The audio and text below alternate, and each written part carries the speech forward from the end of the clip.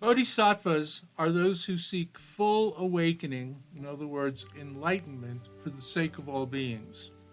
Their way is the transformative path of selflessness, whereby the mind is trained to go beyond its ordinary self-centered preoccupations and anxieties, and learns by gradual degrees to place others at the focus of its interests, concerns, and activities. This altruistic attitude forms the basis and heart of all the Buddhist teachings of the Mahayana, or Great Vehicle, a system of philosophical insight and meditative practices which has been described in a vast assortment of scriptures and commentaries. It is difficult to find the time to study all these detailed texts, let alone to understand them. The Tibetan tradition of transformation through mind training is known as Lojong. Its guidelines are presented in an ancient but timeless collection of 59 pithy, penetrating Dharma slogans known as the 7-point mind trainings.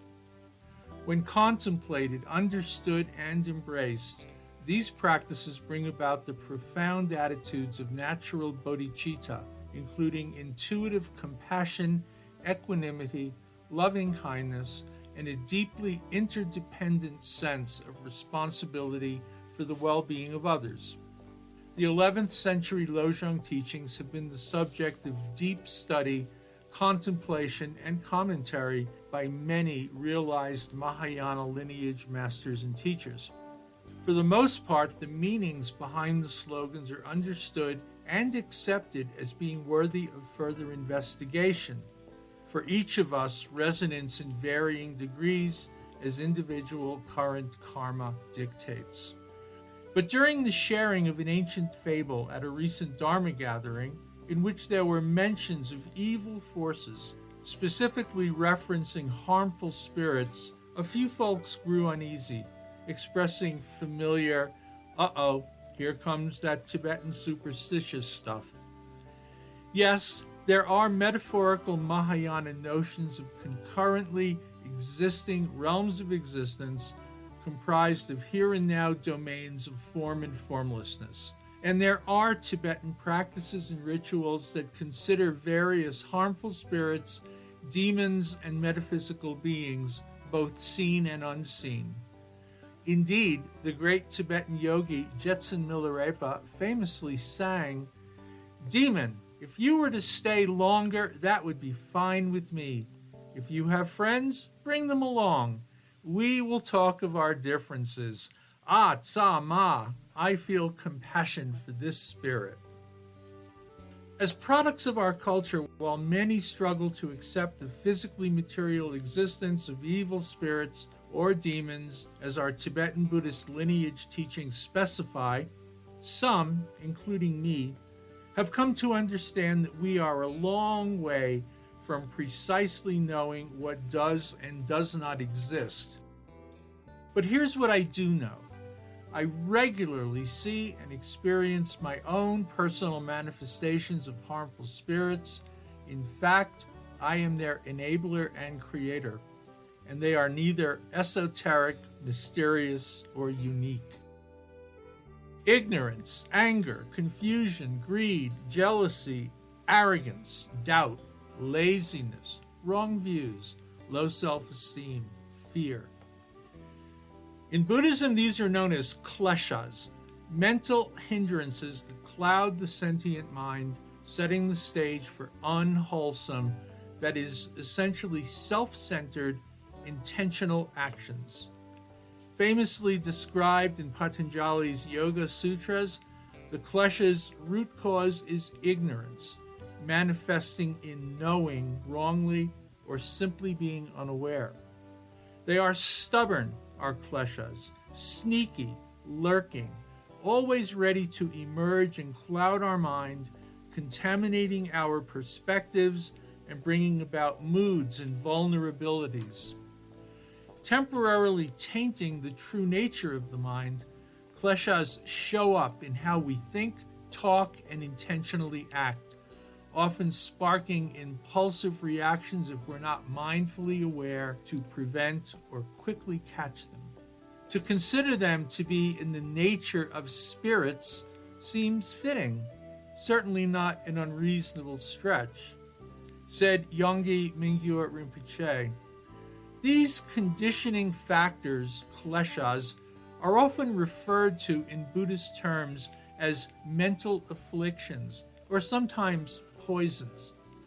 Although the texts of Buddhist psychology examine a wide range of conditioning factors, all of them agree in identifying three primary afflictions that form the basis of all other factors that inhibit our ability to see things as they truly are: ignorance, attachment, and aversion.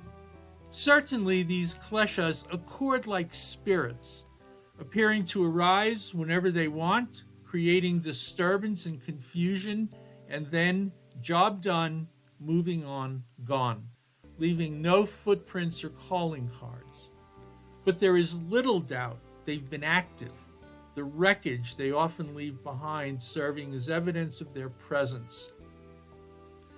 The Buddhist curriculum informs that it is through meditation practice that the kleshas diminish in frequency, intensity, and duration as the true nature of our mind is increasingly witnessed and understood. At the root of ignorance from which the kleshas arise is exposed, wisdom emerges, and our disturbing emotions lose their ability to distract, confuse, and propel us towards self and other harm. In fact, as our progressively fertile mind brings about the emerging of deeper insights, the kleshas themselves often progress from being disruptive enemies to serving as teachers, identifying where our own awareness and mindfulness are needed.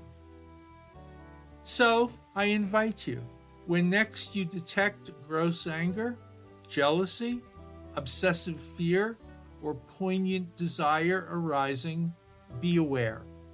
Don't consider your temporarily afflictive state of mind to be who you are, no matter how familiar it might be. Just as a cloud is not the sky, the transient state of mind is not you. You're playing host to your kleshas, harmful spirits, often with sharp hooks and intentions to stick around for a while. Like highway robbers, they sit in hiding, awaiting our approach, ready to pounce. But remember, they are just thoughts, only thoughts, emotional obscurations, capable of overpowering and hooking you when you're unaware of their disguised, insubstantial nature. Harmful only if and when you identify with them, nourish, or engage them. Each and every thought is transient, has a beginning, middle, and end. So it is with our kleshas. Whatever we do about them or with them, we must do so with understanding, patience, self-compassion, or else whatever we do will not be effective. And, oh yes, a knowing sense of humor never hurts. In summary, enter Lojong, literally mind training, where we learn, contemplate, and meditate on essential perspectives and notions, an unbroken lineage of navigational Dharma teachings designed to help us strengthen the mind, replacing our afflictive mental states with skillfully wholesome ones. Why would anyone, Buddhism inclined or not, be disinterested in this? This recording, titled Kleshas Like Highway Robbers, was written and shared here by Mark Winwood. Mark, that's me, is a member of the teaching faculty at Naropa University in Boulder, Colorado, and is the founder and principal teacher at the Chenrezig Project, a Tibetan Buddhist study and practice group with an active presence via online Sangha gatherings, our regular e-magazine writings, and these Elegant Mind podcasts. If interested, you can learn more about the Chenrezig Project at our website, www.chenrezigproject.org. That's CHENREZIG project.org. We'll welcome your inquiries. Our accompanying music, titled Until Then, was composed and performed by the San Francisco Bay Area musician Bobby Vega, with guest collaboration by the Turtle Island String Quartet. It appears on his 1997 album, Bobby Vega, Down the Road. Bobby's reputation for musical feel is legendary, and with this album he shares how transitions and melody can be expressed in creatively new ways on bass, where slight variations in feel, touch, and timing can speak emotional volumes. You can learn more about Bobby and his music at his website, www.bobbyvega.com. That's BOBBYVEGA.com. Or, as he's very findable online, you can simply Google his name or look for his numerous videos on YouTube. We remain grateful to Bobby for his friendship, his talents, and his generosity in sharing his beautiful music with our Dharma audience.